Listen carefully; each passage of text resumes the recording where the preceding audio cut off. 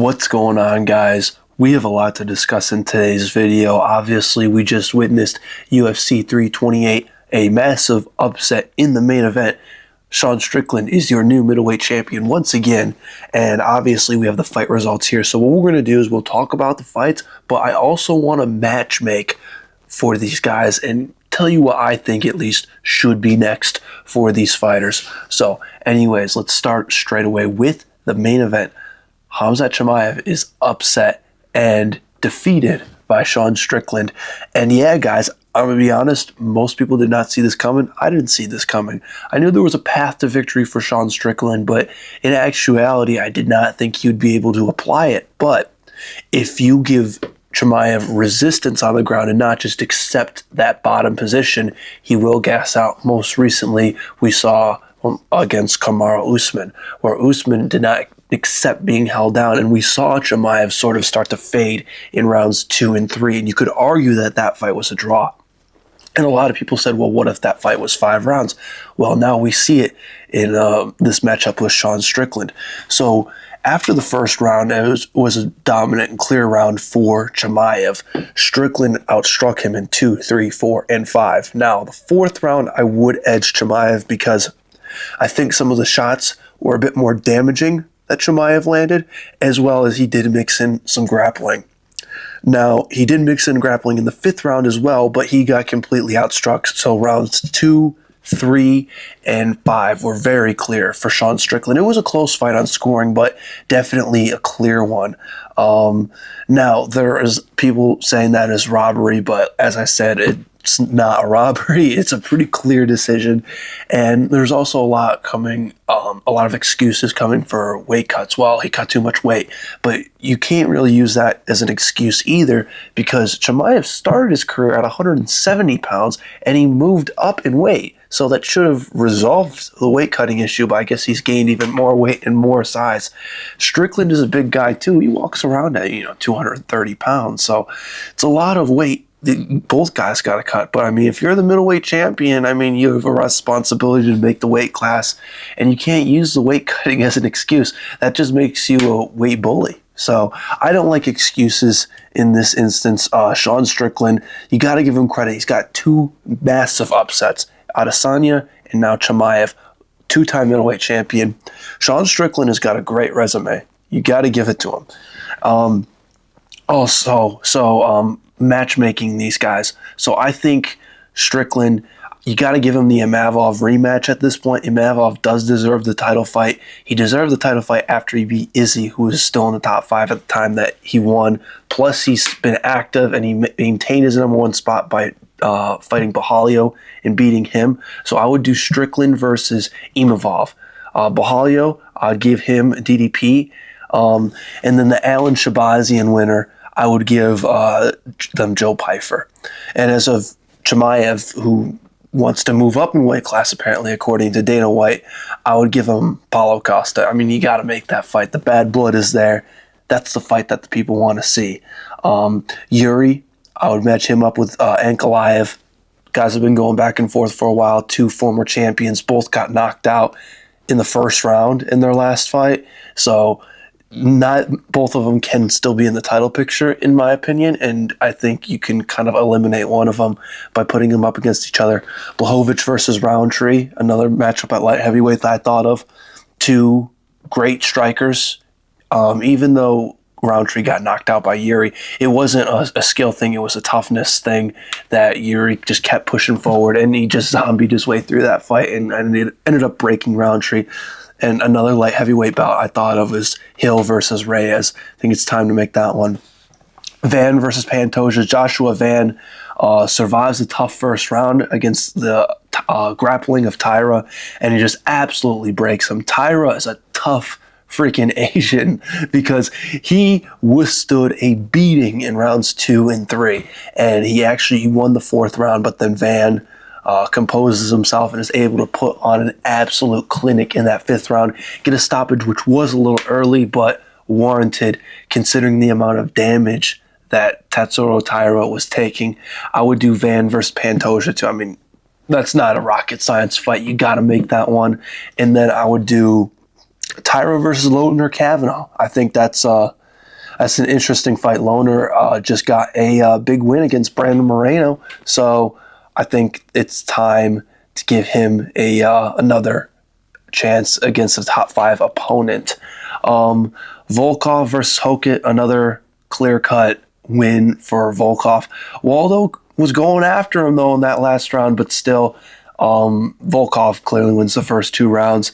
I would match up Volkov versus the winner of Hokit and Lewis, which is on the White House card. If Hokit wins, obviously that's a fresh matchup, and you give Hokit a chance to beat the number 1 or number 2 ranked heavyweight contender, so that makes perfect sense. And then if Lewis somehow flukes Josh Hokit, there's history behind that because they fought before and Lewis won that fight, so it would be a chance to right a wrong for Volkov. And I think he would be satisfied with that, considering he's just defending his number 1 contender spot. But the heavyweight division there's a bit of a log jam at the moment. There's the interim title fight, and then we got the interim champ versus the undisputed champ. So it's going to be a little while before that gets cleared out. Sean Brady, you're getting JDM next, in my opinion. I think that's the matchup that you got to make for Sean Brady after winning that. I was about to say, Joaquin Buckley, you're getting cut. Get out of here.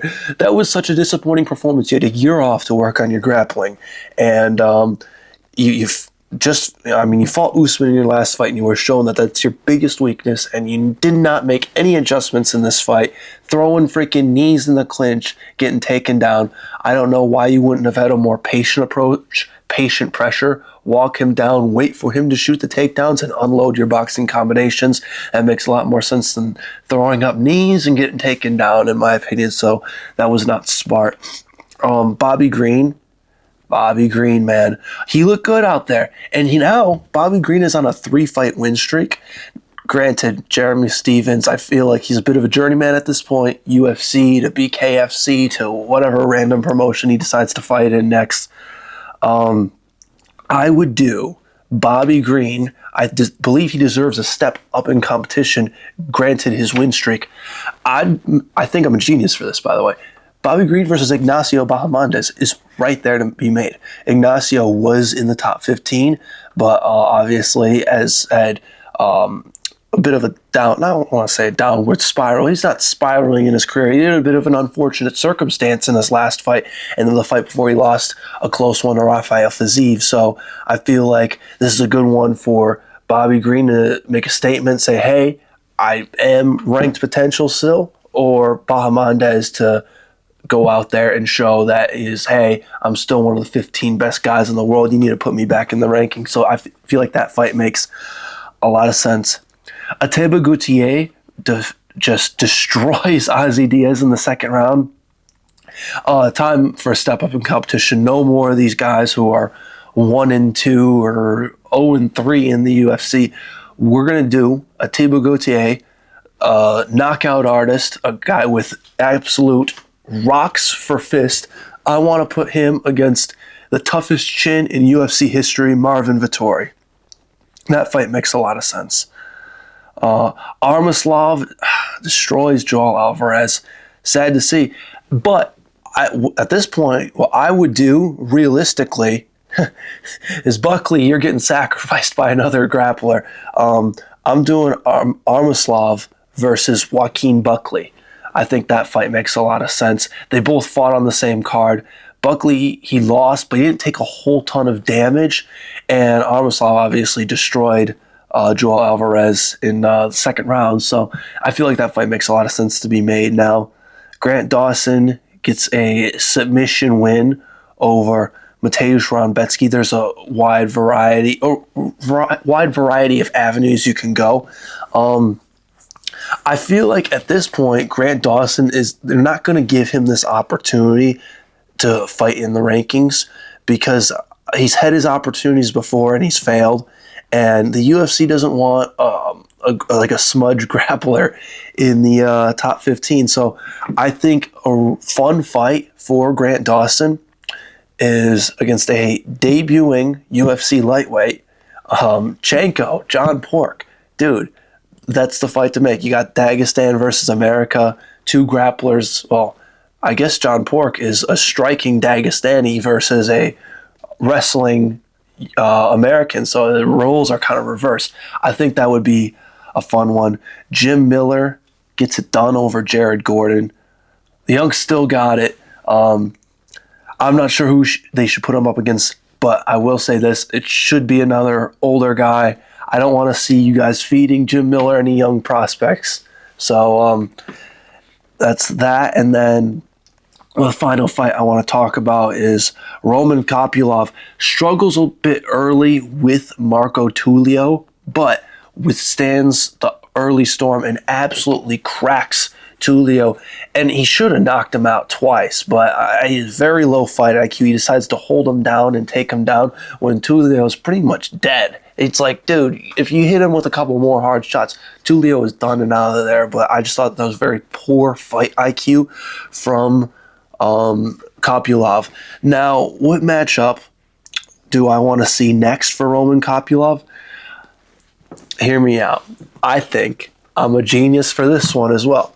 You do Roman Kopylov versus Yusuri Belgarui, who is the long, tall, middleweight kickboxer in the Alex Pereira camp. And I think that's like an absolute barn burner to be made at middleweight. Two middleweight strikers outside the rankings. And I feel like whoever wins that should get a ranked opportunity against somebody in the 10 to 15 range. I was originally going to match up Belgarui with Adesanya because you got that kickboxing rivalry.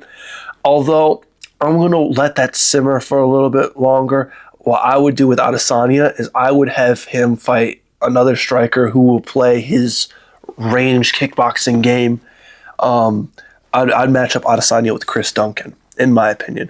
So those are really the fights that I wanted to touch on and talk about. It was overall a good card. I enjoyed watching it. And that co-main event was definitely my fight of the night. And obviously, the upset of the freaking year, Sean Strickland, again, who's on pace. I thought he was my 2023 fighter of the year, but he's on pace to be 2026 fighter of the year. Upset win against Fluffy Hernandez, who was a dangerous up-and-comer on a massive win streak. And now he just dethroned who we thought to be one of the most dominant and scary fighters in the whole UFC, Khamzat Chimaev, and hands him his first L. So, big start to 2026 for Sean Strickland. But those are my thoughts on UFC 328 and the matchups that should be made next. Now, this Saturday, we have Arnold Allen versus Marquez Costa.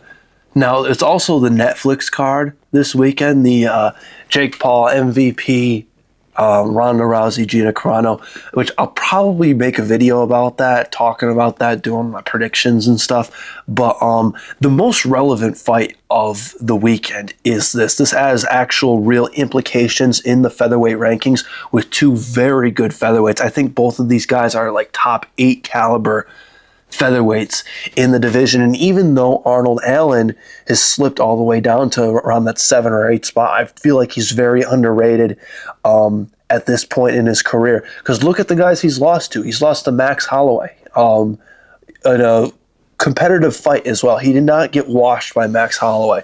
I know he got dropped at the end, but I mean, he was freaking going forward, going at Max, and he ended up stepping back and Max stepped back and cracked him with a good shot. Lost to Movsar Evloev, which is a very controversial fight. A lot of people thought that Arnold Allen was able to get the job done over Evloev.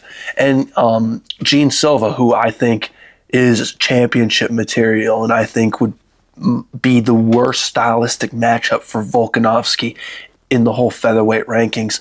I'm going to pick him to win this fight. I will say I really do like Milky Costa, though.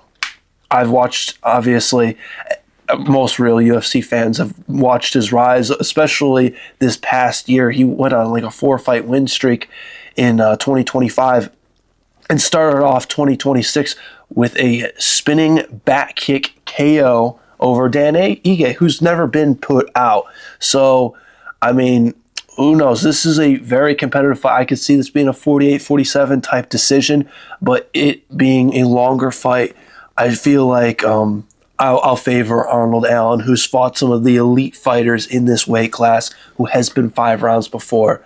I'm going to pick him to win this fight. It's the safe pick, but I could see Melky Costa, presenting some issues for sure. Both of these guys I really like, and no matter, obviously we'll have to see and let the fight play out, but assuming these guys both show out and perform well, I would like to see both of these guys get opportunities up the rankings, because I like both of these guys a lot, and I think both of these guys would beat a bunch of other of these featherweights that are in the rankings. So, that being said, I hope you guys enjoyed my video. I hope, if you're still here, that you'll give me a like and subscribe to my YouTube channel. And that is all for today's video, and I'll see you guys next time.